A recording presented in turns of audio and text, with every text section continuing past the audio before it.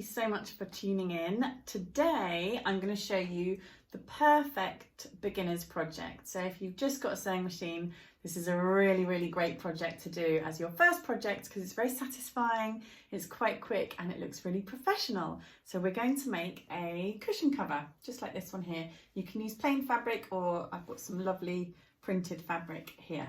So the first thing you need to do is measure out your fabric. I'm going to tell you the sums that you need to do in order to work out the size that you need to cut your fabric. So say that you would like a 40 centimetre square cushion. You need the width of your fabric to be 40 plus 3. So because the seam allowance is 1.5, we've got 1.5 centimetres at the top and the bottom plus the 40 in the middle. So that's 43 centimetres, or whatever the width of your cushion is, plus 3 centimetres for the width of your fabric. For the length of your fabric, you want to times the length of your cushion by 2.6. So if it was a 40 centimetre final cushion, 40 times by 2.6 is 104. So we would have a piece of fabric that measures 43 centimetres by 104 centimetres for a 40 centimetre cushion cover. Hope that makes sense. I'll write it down below as well, just so that you can refer back to it. I'm going to make a much smaller cushion cover here, just so that it's much easier to show you the process, but I've used the same sums to get the dimensions of the fabric. Okay, the first thing you need to do is you've got two short ends of fabric. You need to fold over on each end a double 3 centimetre hem towards the wrong side of the fabric. So this is 3 centimetres here, 3 centimetres once, and fold it again 3 centimetres twice. This is the wrong side of the fabric, this is the right side of the fabric, and I'm going to now pin that hem in place. If I can find my pins. What have I done with my pins? Here are my pins. So I'm going to take that hem and pop a few pins in just to hold it in place. There we go. So you can just double check that that's 3 centimetres. Obviously measure as you go, but at the end, once you've pinned it, you can just double check that that's 3 centimetres for your hem as well. So that's one end done. You want to repeat the process on the other short end of the fabric as well. So fold it over by 3 centimetres.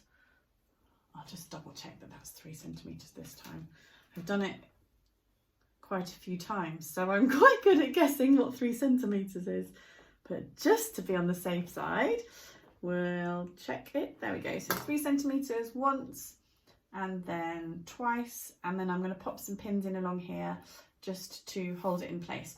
What you could do as well, if you've got time at home, is you can then press that hem nice and flat before you stitch it. Right, so we've got both of those short ends folded over by double 3 centimetre hems and pinned in place. I'm going to now stitch those.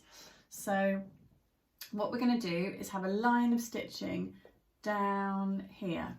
So what we'll do is take the presser foot. So imagine that this presser foot was still on the sewing machine, and we're going to line up the left hand side of the presser foot with the left hand side of that hem there. So we're going to stitch a line just in from this hem here. Obviously I've got contrasting coloured thread on my machine, but that's just to show you my stitches nice and clearly. You will probably have nice coordinating thread on your machine. So I've popped the fabric underneath the presser foot, line up the left hand side of the presser foot with the left hand inner side of that hem. Make sure you've got a nice long tail pulled out on your thread, and then bring the wheel towards you so that the needle goes down into the machine.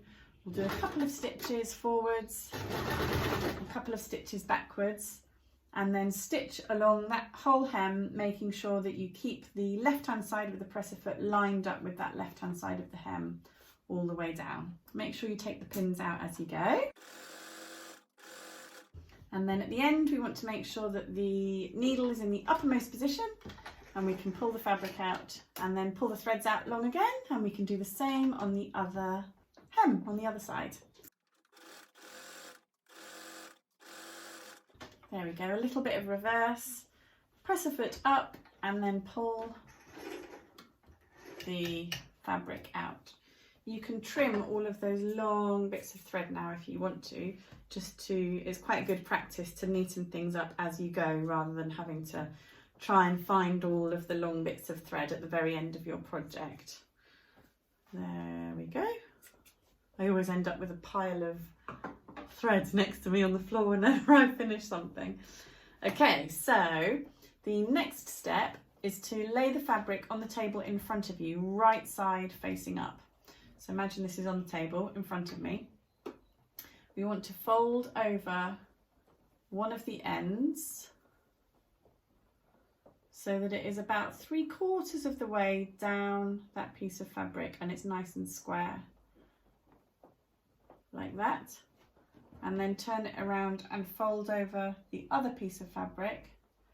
And what we need to make sure of is that the distance between this fold and this fold, so this distance here, is whatever width you wanted your cushion to be.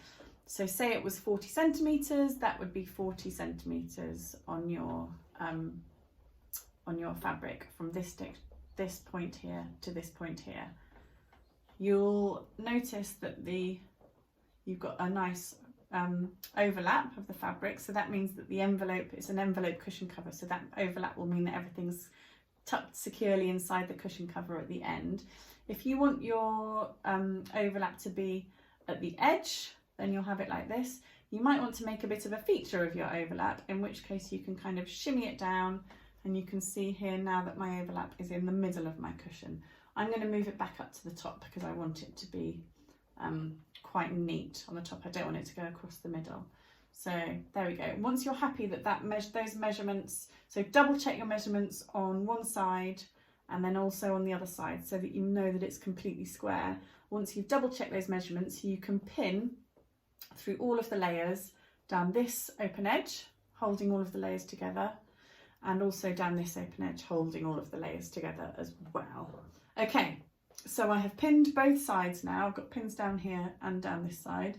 And then the final bit of sewing is just to stitch these two hems in place. This time we're going to sew with a 1.5 centimetre seam allowance. So what we're going to do is pop the fabric underneath the presser foot and line up that right hand edge with the 1.5 mark on the plate underneath. So pull out nice long threads, pop it under the presser foot, line the edge up with that 1.5 mark and lower the presser foot down. I can take the first pin out already. I'm going to do a couple of stitches forwards and backwards with reverse, and then stitch down to the other side, making sure that all the time the right hand side of the fabric is lined up with that 1.5 mark. You might want to stop just before you get to the overlap and put your needle down into the fabric with the wheel and pull up the presser foot lever, just to make sure that all of the layers are underneath the presser foot before you stitch over it. You're stitching through quite a few layers of fabric, so just take it steady as you go over that piece. And you're done. Just need to repeat it on the other side. There we go. So again, I'm going to snip off any extra threads at this stage, just to keep it nice and neat and professional looking. Okay, I'm going to turn it out the right side now. There we go. We've got a lovely, very cute, I might give this to my girls to use for their dollies because it's quite a diddy one. But you've got a really cute little cushion cover look. This is just a little plain linen one, and you pop your cushion in there. If you'd like to, you can add a buttonhole or just a piece of Velcro on there to hold it in place. But that's it, that's all there is to it. It's so easy. Really, really good for a first project. And of course it means that you can coordinate your cushions with maybe your curtains or your headboard or whatever else you've got in your house. I just wanted to show you another example of how you can make just a really simple project look a bit more fun. So I've just made some pom-poms and added them to the corners of this cushion cover, which I just made out of plain navy fabric. And then I cut out some iron-on vinyl with my Cricut machine and just applied those to the front of the cushion cover to make it look a bit more jazzy. But there's all sorts you can do. You could sew buttons on, you could do embroidery, whatever, or just keep it plain, or just add pom-poms, which I love. Anyway, hope you've enjoyed that. If you have made a cushion cover, I would love to see it. So please make sure you tag me on social media. I've put all of the handles below. I'd love to see them. And if you have any questions at all, please don't hesitate to ask. Thank you so much for watching. Take care. Bye bye.